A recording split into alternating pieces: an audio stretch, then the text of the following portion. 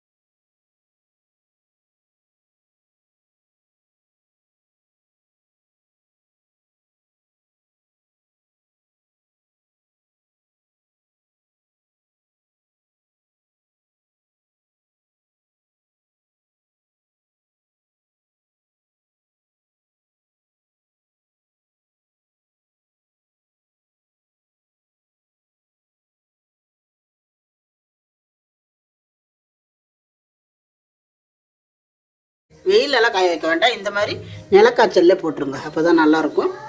பேனில் போட்டு விடலாம், இல்லாட்டி சும்மா கூட விட்டுறலாம். ஒரு மணி நேரம் காய்ச்சாலே போதும்.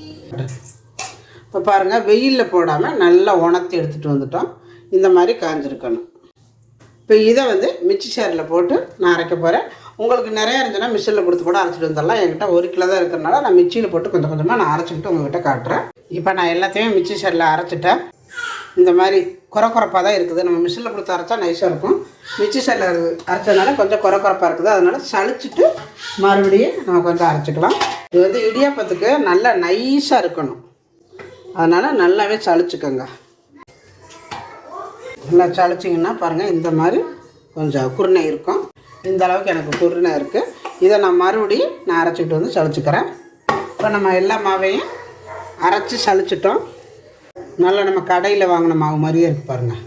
ரேஷன் அரிசி தான், நல்லா வெள்ளை வெள்ளையர்னு இருக்குது. கடையில் வாங்கினா எப்படி இருக்குமோ அதே மாதிரி நல்லா நைஸாக அரைச்சி சளிச்சாச்சு. பார்த்திங்கன்னா இங்கே இட்லி பாத்திரம் வச்சு தண்ணி ஊற்றி வச்சுருக்குறேன். இப்போ இதில் ஒரு இட்லி பாத்திரத்தை எப்படியோ வச்சுக்குவோம். இதுக்கு மேலே ஒரு காட்டன் துணியை போட்டு இங்கே பாருங்கள், இந்த மாதிரி துணியை நனைக்கக்கூடாது, ஈரம் பண்ணக்கூடாது. ஈரம் பண்ணாமல் வர துணியாகவே போட்டுக்கோங்க. இந்த மாதிரி நல்லா விரித்து விட்டுட்டு நம்ம அரைச்சி சளிச்சு வச்சுருக்கிற இந்த அரிசி மாவை கொஞ்சம் கொஞ்சமாக அள்ளி இதில் தூவி விட்டுக்கோங்க. இப்படி கெட்டியாக போடக்கூடாது, இந்த மாதிரி ஒரு இடத்துல குண்டா போடாமல் இப்படியே போட்டுக்கோங்க. அப்போ தான் நம்மளுக்கு சீக்கிரமாக வீகும். நல்லா இந்த மாதிரி பரவலாக குமிசலாக எல்லாம் போட்டுருங்க. இதில் கையே வைக்கக்கூடாது, கை போடக்கூடாது. கை போட்டிங்கன்னா அமுங்கிக்கும், ஒரு இடத்துல அமுங்கிடும், அப்புறம் அந்த இடம் வேகாது. அதனால் கை போடாமல் விரிசலாக அப்படியே வச்சுட்டு இப்படியே துணியை போட்டு மூடிடுங்க. மூடிட்டு இந்த மாதிரி இட்லி பாத்திரத்தை மூடி வச்சு மூடி ஒரு 10 நிமிஷம் வேகட்டும். நான் காட்டுறேன். அப்புறம் 10 நிமிஷம் ஆயிடுச்சு.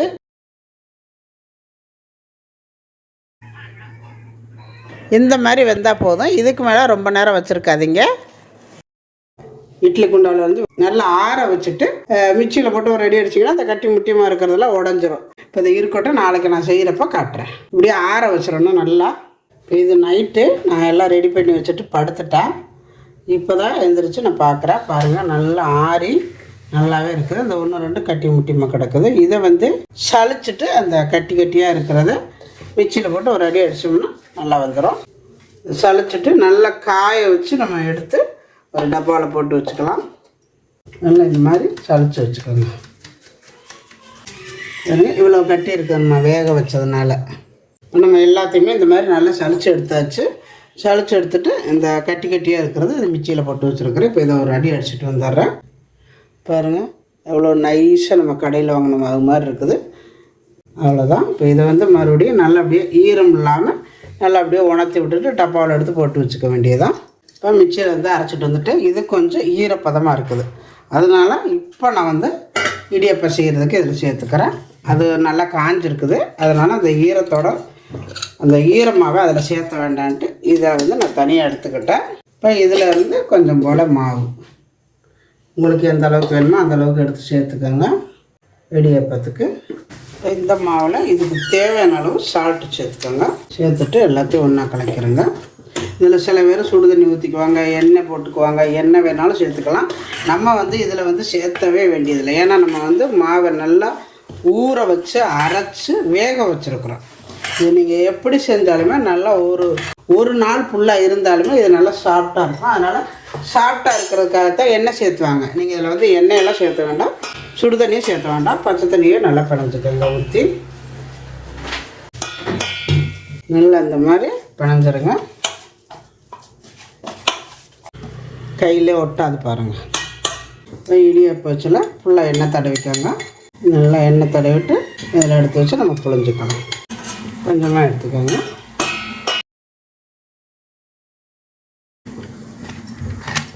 நல்லா டைட்டாக வச்சுக்கோங்க.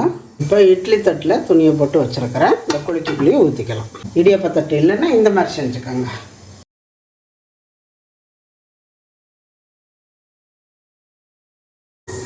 பாருங்கள் நம்ம எல்லாத்துலேயுமே இந்த மாதிரி நான் ஊற்றி வச்சுருக்கிறேன். இது பார்க்குறதுக்கு நல்லாயிருக்கும், நல்லா சாஃப்டாக இருக்கும்.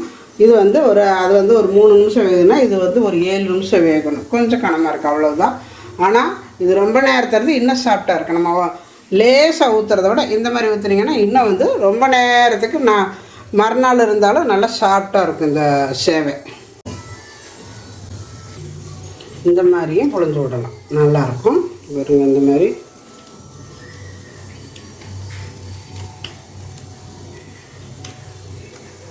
நல்லா இந்த மாதிரி புழிஞ்சு விட்டிங்கனாலும் இது நல்லாயிருக்கும். ஒரு இடியாப்பம் சாப்பிட்டாலும் செம்மையாக இருக்கும். போதும். இதை பார்த்திங்கன்னா எடுக்கிறதுக்கு அவ்வளோ ஈஸியாக வருங்க. தண்ணி கூட தெளிக்கலை, எவ்வளோ நல்லா வருது பாருங்கள். செம்மையாக இருக்கும். இதே மாதிரியே இது எல்லாத்தையும் எடுத்துக்கலாம். பாரு எப்படி இருக்குன்னு. விதவிதமாக செஞ்சுருக்காங்க. இடியாப்பம், தேங்காய் பால், தேங்காய் சட்னியும் இருக்கு. இது வந்து ரோட்டு கடையில் கொடுக்குற தக்காளி சட்னியும் ரெடி. இந்த ஒன்று மிஸ்ஸிங்கிற தியா வந்தானா இதை உதுத்தி போட்டு நான் லெமன் சேவை, தக்காளி சேவை இன்னும் அடிஷ்னலாக செஞ்சுட்டே போகலாம். ஸோ வந்து நமக்கு வந்து இடியாப்ப சேவை ரெடி, லெமன் சேவை ரெடி, தக்காளி சேவை ரெடி. இது எல்லாமே ஒட்டுக்க ரெடி பண்ணிடலாம். சைட் டிஷ்ஷாக தேங்காய் சட்னி, வெங்காய சட்னி, குழந்தைங்களுக்கு தேங்காய் பால் எல்லாமே ரெடி. வாங்க சாப்பிடலாம். கடையில் கிடைக்கிற மாதிரியே இருக்குமா? நல்லா சாஃப்டாக இருக்கு. நானும் நினைச்சேன் ஒரு சமயம் நம்ம வீட்டுல செஞ்சா வரன்னு இருக்குமே அப்படின்னு. ஆனா இது நல்லா கடையில செய்யற மாதிரியே இருக்குவோ, அதுக்குதான் நேற்று வேக வச்சது. ஸோ இப்போ தேங்காய் பாலோட எப்படி இருக்கு? வாயில வச்சோன்னா அப்படியே கரைஞ்சு போயிடுச்சு. அவ்வளவு நல்லா இருக்கு. வரனே இல்ல. அப்படியே ஒவ்வொன்னா ஊற்றி சாப்பிட்டு பாரு எப்படி இருக்குன்னு. சூப்பர். ஒரே வாழை முடிஞ்சு பாரு. கொஞ்சம் மேல பிச்சு வைக்கூடாது, ஒண்ணு முழுசாடு. கடையில இவ்வளவு பெருசா கொடுக்குறாங்க. 5 பீஸ் ஒட்டுக்கா சேர்த்து இந்த ஒரு பீஸ் தான். நம்ம வீட்டுக்குங்கிறதுனால நான் பெருசா செஞ்சேன். தேங்காய் சட்னி, வெங்காய சட்னி வச்சுக்கலாம். தேங்காய் சட்னி சூப்பரா இருக்கு. தேங்காய் சட்னிக்கும் நல்ல காம்பினேஷன். எப்பவுமே தேங்காய் சட்னி நல்ல காம்பினேஷன். இந்த ரோட்டு கடை சட்னியோட இந்த சாப்பிட்டு பார்க்கலாம். நல்லா இருக்குமா? தாளிக்கவே வேண்டாம். செமையா இருக்கு. தக்காளி சேவையெல்லாம் வேண்டாம். பேல போட்டு சாப்பிட்டா போச்சு. நாங்க போட்டு தான் தக்காளி சேவையாக்கிட்டேனே. ஸோ தக்காளி சேவையாக்கியாச்சு. நல்லா இருக்கா? சூப்பர். இது ரெடிமேடா நிறைய செஞ்சு வச்சிருக்கேன் மாவு. ஆமா, ரெடிமேட் மாவு. எப்ப பார்த்தாலும் இடியாப்பம் நான் கடையில வரும்போதெல்லாம் வாங்கிட்டு வருவேன். ஆனா அது ட்ரையா இருக்கும். ஹோட்டலில் கொடுக்குறது பார்த்தீங்கன்னா நல்லா சாஃப்டாக இருக்கும். ஆனால் ரொம்ப சன்னமாக இருக்கும். நம்ம 5 பீஸ் 10 பீஸ் சாப்பிட்டாலும் வயிறே நிறையாது. எங்கள் அம்மா வந்து ஒரு பீஸு உள்ளே இறங்குறதே தெரியல. ஆனால் நிறைய சாப்பிட்டாச்சு. சூப்பராக இருக்கு. நம்ம சூப்பராக கடையில் கொடுக்குற மாதிரியே இடியாப்பம் செஞ்சுருக்கிறோம். செம்மையாக வந்துருக்குது. இந்த மாதிரி நம்ம மாவு அரைச்சி நம்ம ரெடி பண்ணி வச்சுக்கிட்டோம்னா எப்போ வேணாலும் நம்ம இடியாப்பம் சாப்பிட்டாலும் இடியாப்பம் செஞ்சு சாப்பிடலாம், குழந்தைங்களுக்கும் கொடுக்கலாம். சாப்பிட்டுட்டே இருப்பாங்க எல்லாரும் பாருங்க. ஆமாம். இன்னும் வந்து இந்த மாவை வந்து ரொம்ப வேக வச்சிடக்கூடாது. நீங்கள் ரொம்ப வேக வச்சிட்டீங்கன்னா புளிய வராது. லைட்டாக வேக வச்சா போதும். அந்த மாவை நம்ம வந்து பேன் காத்துல வச்சு ஆற வச்சுட்டு ஒரு டப்பாவில் போட்டு வச்சுக்கிட்டிங்கன்னா அது எப்போ வேணாலும் நம்ம எடுத்து செஞ்சுக்கலாம். இதே மாதிரி நீங்களும் உங்கள் வீட்டில் இடியாப்பம் செஞ்சு கொடுங்க. செஞ்சு கொடுத்துட்டு எப்படி வந்துச்சு அப்படிங்கிறத எனக்கு கமெண்டில் சொல்லுங்கள். இந்த வீடியோ பிடிச்சிருந்தா லைக் பண்ணுங்கள், ஷேர் பண்ணுங்கள், செட்டிநாடு சமையலுக்கு சப்ஸ்கிரைப் பண்ணுங்கள். நன்றி. வாழ்க வளமுடன். இப்போ இதை வந்து நல்லா வெயிலில் காய வச்சு நான் எடுத்துகிட்டு வந்திருக்கிறேன். நம்ம வந்து ஸ்டோர் பண்ணி வைக்கிறத நல்லா காய வச்சுருங்க வெயிலில். ஒரு நாள் 1.5 நாள் 2 நாளைக்கு நல்லா வெயில் அடித்தாலும் காய வச்சுட்டு அள்ளி வச்சிங்கன்னா கெடவே கெடாது. நல்லா காய வச்சுட்டு இந்த மாதிரி ஒரு டப்பாவில் போட்டு எடுத்து வச்சுக்கிட்டிங்கன்னா அது வாட்டில் 6 மாதம் இல்லை வருஷம் கூட இருக்குது. கெட்டெல்லாம் போகாது, பூச்சி வராது, வண்டு வராது. வறுத்து வேக வச்சு வச்சுருக்குறோம், வராது. இப்போ நான் மீதி இருக்கிற மாவே இந்த மாதிரி ஒரு டப்பாவில் போட்டு வச்சுருக்கிறேன். மூடி வச்சிடலாம், இருக்கட்டும்.